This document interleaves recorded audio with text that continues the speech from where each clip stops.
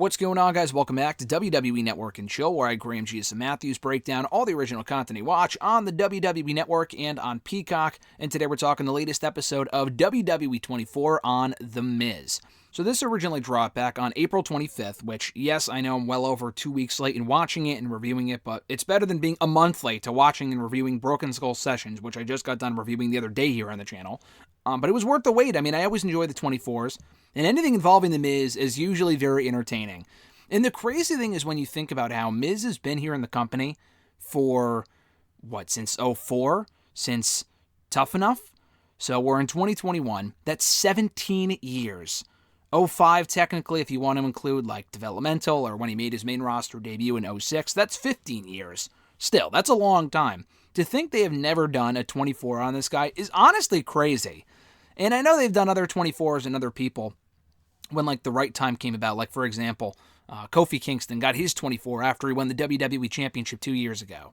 And I guess they were really waiting for the right time for the Miz documentary because, obviously, when this dropped, it was 2 months after he lost the WWE Championship, but it culminates with him winning back the WWE Championship. So it is a nice story, and I guess it's better than doing this documentary than, 2 years ago when he wasn't doing shit, or when he was losing to Shane McMahon, for example.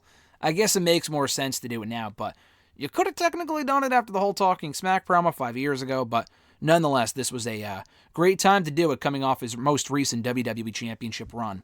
So we kick it off with Miz talking about how he wasn't supposed to make it.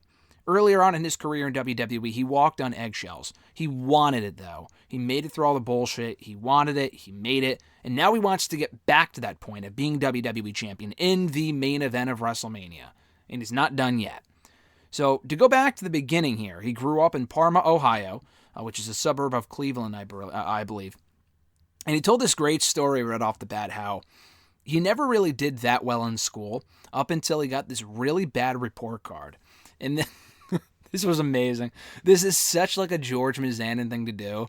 But I think it's not obviously it had a positive result, but this isn't typical parenting, but it was effective. It was effective. So Miz brings back home this really bad report card, probably in, elementary school, middle school, whatever.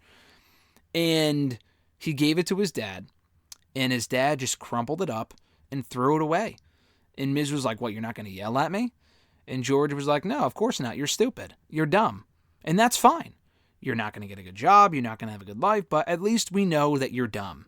And that really motivated Miz to do better in school, and he got straight A's from that point forward. So I don't know why. I don't know what the mom's reaction was to this and what, obviously they're divorced now, so that might have been a factor. But honestly, as shitty as that sounds, it was an effective tool to get Miz back on track academically, which I thought was hilarious. And just to envision his dad saying that to him is amazing. So he's always loved being in front of a camera. He's always been an active kid, playing baseball and basketball and doing shows and stuff like that. He went to Miami University, which I guess is a real university in Ohio, which is weird. But he went to a school called Miami University in Ohio. For what I don't know if he said. But while he was there in his dorm, he saw a commercial to be on The Real World, and he knew he wanted to do it. Despite everyone telling him that he wouldn't make it and he couldn't do it, he got a call back. So he skipped college the next month to move to New York. Dropped out of school, I would assume. Didn't get his degree, I would imagine, to pursue the show. And the producers of the show, what really attracted them to Miz was that he was a very curious kid. He was 21, 20 years old, whatever it was. And he was excited to see what the rest of the world had to offer outside of Ohio. But during the show, while filming it, he never really felt like he belonged, and nobody liked him. In fact, more people liked his Miz persona that he put on, that he obviously got from watching wrestling growing up and liking the colorful characters of Hulk Hogan and Ultimate Warrior and Randy Savage. That's where that was kind of originated from. But more people liked the Miz persona on the show than the guy Mike himself, which was hilarious. So people kind of gravitated towards that. Not only people on the show, but people watching at home. Once that ran its course, once the show ran its course, he didn't know what he wanted to do afterward. The typical Parma life of someone who lived where he grew up. They went to high school, and after high school they went to college, and after college they got a job and started the family. That was it. That was the ceiling for what people succeeded, for what people did where he lived. He didn't want to do that. After getting a taste of like the fame and being on camera and doing all these other cool things outside of Parma, he knew he wanted to do more than that. And he remembers looking at a rock action figure that his castmates got for him and saying to himself that he wanted to be a WWE superstar. So he looked up every tool that he could to become a wrestler. He joined a California wrestling school at UPW, I believe it was, in 2002. And he stuck with it despite being beat up and having his body bruised and injured and bleeding and all these other things. He stuck with it because he was really passionate about it. And during this process, he did more MTV shows, and he tried to knock on every door that WWE had to offer, and they weren't getting back to him. Until he got a call for Tough Enough in 2004. Bill DeMott was on the show. Al Snow was a coach on the show. Bill DeMott really motivated him because before it was his turn, he was like telling that group of 50, they were losers, this is embarrassing, this is ridiculous that you guys aren't doing better. Miz went out there and tried to kill it to the best of his ability. And they were giving him shit for the reality TV show stuff. They were like, oh, we don't know who you are. You said people all over the country know who you are. We don't know who you are. And, let's go. Come on, real world boy, and stuff like that. And he felt like he impressed Bill DeMott that day with the showing that he had in the tryout. And hearing his name be called as part of the show at the very end there, to be notified that he was going to be part of Tough Enough Season 4 or whatever it was in 2004, he was super happy to hear that. And he was a runner-up ultimately. He lost to Daniel Puder, who obviously ended up, flaming out and didn't end up doing well in WWE. Despite being the runner-up, though, he got offered a developmental deal to join WWE's developmental system, OVW at that point, and train to become a WWE superstar. He had a meeting one day after being called up by John Laurinaitis, who connected him with Vince, and Vince told him, we want you to be WWE's Ryan Seacrest. And he's thinking, that's nice and all that I got to talk to Vince, but when you talk to Vince and you hear something like that, you want him to envision you being the next Rock, or the next Stone Cold, or the next John Cena, or whatever, And he wasn't that. He just ended up being labeled as a host, and he hosted the Diva Search a few months after that. One of the saving graces of doing that show, though, in addition to getting experience, he met his wife, his current wife, Maurice, who was a contestant on the show, and he thought she was gorgeous right from the get-go. But she couldn't speak English. So she only just did a promo in French instead, which ended up working out wonderfully for her, and she made the cut. So that was a Miz idea, and if it wasn't for Miz, she may not have made the cut. So he also recalls, and we've seen the footage a million times, messing up the number for the Diva Search. He was out on an episode of Raw doing the host stuff, and he was supposed to read off the number that people would call and text to vote for who they wanted to win the Diva Search. So he messed up the number because he got really nervous, had a cold sweat. The number kind of faded off his arm or his wrist where he had it written, and he was super embarrassed. Probably the most humiliating moment of his entire life. He went backstage. He thought he would get fired. He went immediately up to Vince and apologized profusely, saying it'll never happen again, and he said, I know it won't. And he also told him, listen, kid, learn bullet points. And he's like, you're going to have another chance to do it again next Friday when you do it again on SmackDown. So that told Miz that he wouldn't get fired. And they also showed footage, which did not surprise me, which I didn't know about, but it didn't surprise me, of DX making fun of Miz. Like on the subsequent Raw when they were doing the DX stuff, Shawn and Triple H mocking Miz for messing up the line, which was pretty funny, but I didn't know that even happened because you never really hear about that. You always see the footage and hear about Miz messing up his line on the show. You never really hear about him getting made fun of by DX on Raw like the next week, which was hilarious. Or maybe that same episode, I don't know. But anyway, so upon coming into the company, people look down on him for being a reality star. And he even admits that he doesn't make the best first impression. So he rubbed a lot of people the wrong way because of that. And then came the infamous story of him, being accused. I would say accused because he didn't actually do it, according to him. Eating chicken over someone's back. And I believe it was Hardcore Holly. I could be wrong about that. He didn't name names here. I'm pretty sure he has said who it was another time, but he didn't say it here. He was eating like a fried chicken leg or some shit over someone's back, but it wasn't over someone's back. He thought it was like next to the bag, and he could have sworn that no chicken got in this person's bag, but it turned into a whole ordeal. And whoever it was, again, I assume Hardcore Holly, but I'm not 100% sure, told him, you can't change in here anymore. So he really had to pay his dues and kind of start back up all over again. He apologized, but again, he still got kicked out. So we had to change in broom closets and in bathrooms, like the public bathroom with fans, for 7 months. And it was embarrassing. Aside from the Diva Search thing, he was humiliated when people would be like, oh, that's The Miz, he's in the restroom, let's ask for an autograph, blah, blah, blah. Like, he was absolutely embarrassed. So we had a match on SmackDown with Taker. Should probably be like 06. And he impressed him. He must have. I mean, Taker didn't tell him that, but he must have, because he talked to Taker afterward and asked if he can be let back into the locker room. Now, Taker didn't kick him out of the locker room, but he did let him back in. And he saw that as a sign of respect, and he was, felt a great, feeling of relief, a great sigh of relief in that moment, being allowed back in the locker room by the godfather of WWE himself, that being The Undertaker. So it was soon after that, they said like right after, but it was like a year later, I think, that he got put with John Morrison on ECW. They don't talk about ECW at all, but that's where the partnership really came to be. They became WWE Tag Team Champions together. And immediately Morrison, I mean, he was a little skeptical because this is the guy that got kicked out of the locker room right before this, but he quickly realized there was a lot more to this guy than he realized. And they had a lot more in common than he thought. They started doing the dirt sheet, which really helped them establish their characters. And they had a great run together from 07 through 09. They became WWE Tag Team Champions, Slammy Award winners, World Tag Team Champions, had a number of matches with the Brothers of Destruction and DX and all these other tag teams. And they were very successful up until they split up. At the 2009 WWE Draft, I remember it like it was yesterday, Miz gets drafted to Raw, and they were already kind of on a losing streak anyway, so you could probably see the writing on the wall at that point. Miz got drafted to Raw from ECW, Morrison got drafted to SmackDown, and he attacked Morrison right then and there, and he was on Monday nights, and the very next week on Raw, he called out John Cena. And I think that was before Backlash, I believe, but really the whole purpose of the feud and why it went on for so long from April to June was that Cena was busy doing other stuff, feuding with like fucking JBL and people like that. But he was also injured coming off of the Backlash match where, was it JBL? No, it was Big Show. He was feuding with Big Show at that point. Another, recycled rivalry. But, he got put through the light at Backlash by Big Show, so he was hurt, so he couldn't really answer Miz's challenges until after he was done with Big Show.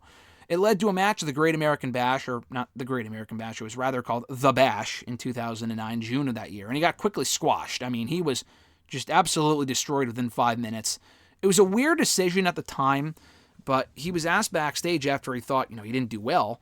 He realized at that point that he wasn't at the level where he could start wrestling in main events against John Cena. And working with Cena really taught him a lot, and Cena could relate to him, having been through those similar phases where people thought he would fail and not do well, going through those trials and tribulations. Cena really helped him out a lot. And Miz, from that point forward, went above and beyond to make everything that he was involved in special. Reinvented himself, got trunks, got better on the mic. He wanted to make people hate him, to the point where he would go to live events on house shows, and he would ask to cut promos. He wouldn't be scheduled to cut a promo. He would want to cut a promo so he can get as much heat as possible and get as much experience as possible. People within the company hate doing media days. Miz loved doing them. He went to talent relations and told them, give me the media days. And they're like, okay. Because he saw it as an opportunity to build his brand and be the biggest star he could possibly be. They talk about Vince doing promo class, which we've heard a lot about over the years. We see a lot of footage of that here with pretty much everyone on the roster. I don't know if Triple H was there, but like pretty much, I mean, Miz at that point was on the roster for a while, and even he got dragged in a promo class. And that's saying something for a guy that's as good of a promo as Miz was, even back in 2009. And I think this was either before or after Freddie Prinze Jr. started doing something similar and got fired, or left the company a little bit later on. But anyway, so I lost myself in the notes here. Oh yeah, Vince started doing the promo class, and he would cut a promo, and everyone in class did Miz. So the next week they were told, like, come back with a promo, come back with something to cut a promo on. And he didn't really practice or anything. He already knew what he was going to do. He went on last, and Vince told him he did that on purpose because he knew he could really finish it, and he thought he did a great job. Miz just went off on everyone that was in the class that day, and he got a great reaction from his fellow peers. He ended up cutting that exact same promo the very next week on Raw. And it was that great promo, one of his more famous promos in WWE, where he cut it from the locker room and he retold the story about how, I think he name-dropped JBL, where he was like, oh yeah, I got kicked out of the locker room and look where I am now, the United States champion. You will all believe me. I'd rather be hated for something I am than something, or rather than be loved for something I'm not, blah, blah, blah. So he cut that exact same promo on Raw, and he really, from that point, started to gain momentum. He was United States champion, won the tag titles back soon after. I thought that promo was from late 2010. He'd already won the tag titles before that. Maybe my timeline is off. Maybe, I don't know. But he also won Money in the Bank, and upon winning Money in the Bank in the summer of 2010, he thought he would cash in and lose. But he didn't. He never thought he would become champion, but he did. That moment meant a lot to him to become WWE champion when he cashed in the contract successfully in November of 2010. Didn't want to cry, got emotional, but specifically made it a note not to cry in that moment, especially being a bad guy. His parents were proud. Vince told him that he deserved it afterwards. Cena congratulated him. Just a really big moment. And then that brings us to WrestleMania 27. Had a match with John Cena on the show. It wasn't announced as the main event, but it was being billed as the biggest match on the show because of The Rock's involvement. So people thought he was getting walked all over en route to WrestleMania, and he was. And that's not Miz's fault. It was just because all the promotion and the excitement was over Rock and Cena interacting, and not really the Miz's championship reign, although he was doing great work in that role. So we really hit a turning point when he dressed up as The Rock one night on Raw. And I remember this very clearly because I thought it was Rock too. But it was Rock. It was Miz with like a bald cap on, wearing a shirt with the tan and everything, and it looked like The Rock from afar for a second. And the people in the building believed it until he took off the goddamn glasses and walked to the ring, which is crazy. And it was such a great segment where The Rock called him up like the next day or later on or whatever, and told him that he did a great job. And that's Miz's hero growing up, which really means a lot to him. So he was honored to be in the main event of WrestleMania 27. We hear comments from him at the time saying, how many people have ever been in the main event of WrestleMania? What, 50, 60? And of all the millions and billions of people on this earth, I get to be one of them. So it obviously meant a lot to him.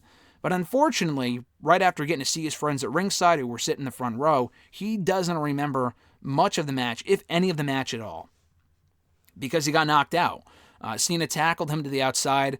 Miz's head bounced off the concrete. And it was a really scary spot. Maurice was scared.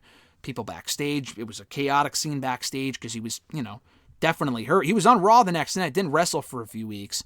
But he was legitimately hurt. He can't remember the whole match at all. And not because of that. This was a different thing. But a few weeks later, after winning that WrestleMania main event, he lost the championship to John Cena. And for a very long time, he couldn't figure out how to get back on top. Even Mark Henry said they had nothing for him. He just ended up going from the top of the top to the lows of the lows. They had nothing for him. He would forget he was even on the show. Miz felt like he was sputtering. He thought he would get fired at a few points. And honestly, I thought he might leave too. Specifically, he was in the mid-card, like the lower mid-card for a number of years. But like I'm talking specifically like 2012. The guy was on a massive losing streak, wasn't doing jack shit. And this was after he main event Survivor Series, too. They don't talk about that here, but he main evented Survivor Series with Truth against Rock and Cena. Lost, but it was a big opportunity for him. It was really after that where he kind of just fell off the face of the earth. And he did nothing in 2012, up until he came back from filming The Marine or whatever it was. And he reinvented himself, got a new look, won the Intercontinental Championship.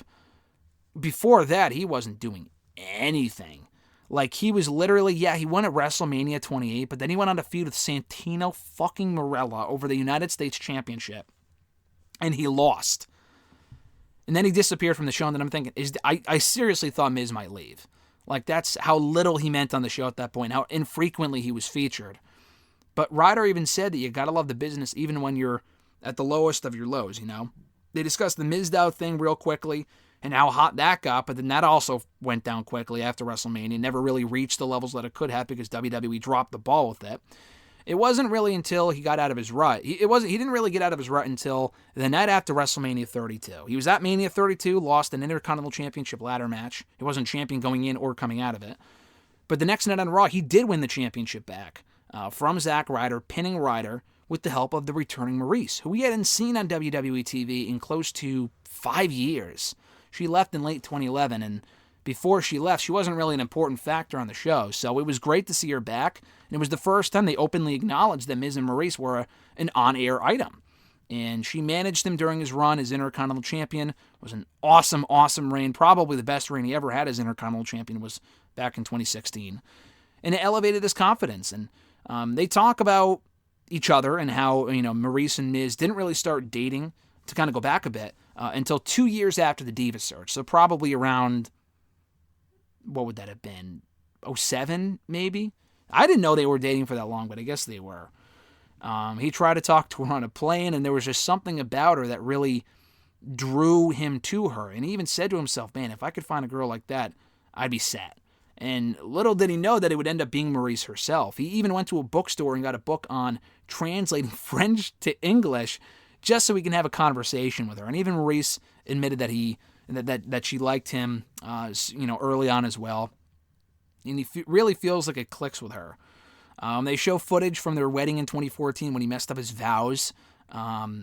He messed up saying like lawfully wedded wife or something. He said something else like lovely wife or whatever. And it was funny, and Ryder gave him shit for it, which was awesome. But yeah, he mentions how they really balance each other out. They challenge each other. They make each other better people. And he also mentions how in having 2 daughters in the last couple of years has really opened up a new part of his heart. We hear from Daniel Bryan, who mentions how back in 2016, Miz was really kind of getting frustrated because he wasn't being featured a whole ton as Intercontinental Champion, despite having great matches. Specifically, the 4-way at Extreme Rules was amazing. And I think he took time off to go film a movie, but it still felt like the Intercontinental title wasn't really much of a focal point. I mean, he had a friggin' feud with Darren Young, for God's sakes. And I like Darren Young, but it was clearly like a lower-level feud on the show. So he wasn't on SmackDown the night of Talking Smack. I think it was the second week that they started doing Talking Smack, like the week after they started doing it. And he cut that amazing promo. And Bryan set him off. He was looking for something to set him off. And he even brought up how they know how to get each other under. They know how to get under each other's skin. And he did that night. Miz, after Bryan called him a coward, he just went black and doesn't remember what he said. He just kind of went off. And he even said that he was waiting for Bryan to punch him, and he didn't. Bryan just walked off, and that infuriated him even more. And he just cut this great promo, and it was off to the races from there. It's not like he won back the WWE title soon after, but, had that awesome feud with Dolph, which was great, did some amazing work in the months that followed, even with Cena and Nikki alongside Maurice. That was great stuff for a feud that really no one shouldn't have given a shit about. It was actually really, really good. And Mark Henry said that he made that Intercontinental Championship mean something again. And then he started doing his own reality show. He started at Miz and Mrs. back in 2018. So then they show the footage of him becoming WWE Champion again in 2021, just a fucking couple of months ago. And how he felt a lot of emotions right afterward. We see him being congratulated by Bobby Lashley, which was cool, considering Lashley would beat him for that championship like 8 days later. Sheamus, Randy Orton, AJ Styles, even Vince, which was cool. Kind of a mirror image of when Vince congratulated him 11 years earlier. He even FaceTimes Maurice after winning the championship with the title around his shoulder, which was cool. So yeah, he does lose the championship 8 days later. Brian Gewirtz, who we hear a lot from on this special, thought Bobby was a babyface, not really following the product. He thought Bobby was a face, and Miz was like, no, they were just happy that he's champion because I'm not. Like, that's how much they hate me. And Brian brings up how he's really cemented himself in that role because he plays that role so well, They talk about the Bad Bunny match real quickly and how he saw it as an opportunity. There's been a lot of celebrity matches at WrestleMania, but they don't put just anyone in that spot. And they put Miz in that spot for a reason. He was looking forward to having fans back in Mania 37, and it really paid off because the match, they recap it, and it was a great match, and he loved hearing the roar of the crowd when he lost. And he got texted by several people afterward that it was the match of the night. And honestly, I think Bianca and Sasha was better, but it's hard to argue with that because it was a really fun match, and Miz and Morrison and even Priest all played their roles remarkably well. He gets asked a lot, when are you going to go on to Hollywood more, full-time or leave wrestling? And he said he will not stop wrestling until it stops being fun for him. He did the work, and he's gotten the respect. He's achieved greatness. He proves people wrong all the time. You won't do hardcore stuff, or you won't have a great match, or you won't be a good wrestler, or you won't become champion again. And he did all of those things. He did not think, if you asked him 10 years ago after he made him at the WrestleMania 27, if he would still be here today. He didn't think he would be, and he is. And he didn't think he would be a husband, or maybe he did, but he didn't think he'd be a father and have living the amazing life that he is currently. He thinks that some fans will probably never come around to liking him, and that's okay, but he does thank his supporters, which is cool, and we never really hear Miz thank his supporters, so I thought that was nice. He wants to be the best superstar, entertainer, and dad that he can be, and he does everything to the best of his ability, so he can't regret it. Great stuff here. This was a really, really good documentary, and as a Miz fan, I thoroughly enjoyed it, but even if you're not, I still think it's all these 24s are worth watching. I don't think I've ever seen a 24 that I said, oh, don't bother wasting your time. It is a little bit longer than most of them. It's like an hour 7, an hour 17 minutes. So it is a little bit longer than most, but there's a lot of ground to cover, and they really covered pretty much all of it. There were a couple of extras that didn't make the cut on the WWE YouTube channel, like them talking about the Daniel Bryan feud and just a number of stuff when he got the new look in 2009. They have an extra clip on that. The Miz and Mrs. show, they have a clip on that, an extended look at that show, among other things. So definitely check those out on the YouTube channel, on the WWE YouTube channel. But the actual 24 itself is great. And even though I am 2 weeks late to the party here and watching it and reviewing it, it was worth the wait because it was really, really good. So awesome stuff as always here by the WWE 24 crew. They never disappoint. Be sure to like this video, drop a comment, share the video, and subscribe to the channel for more daily content. Appreciate your guys' support, and be sure to hit that bell button to be notified every time a new video goes up. I'm Graham G. Matthews. Have an awesome week, guys, and I'll catch your ass down the road.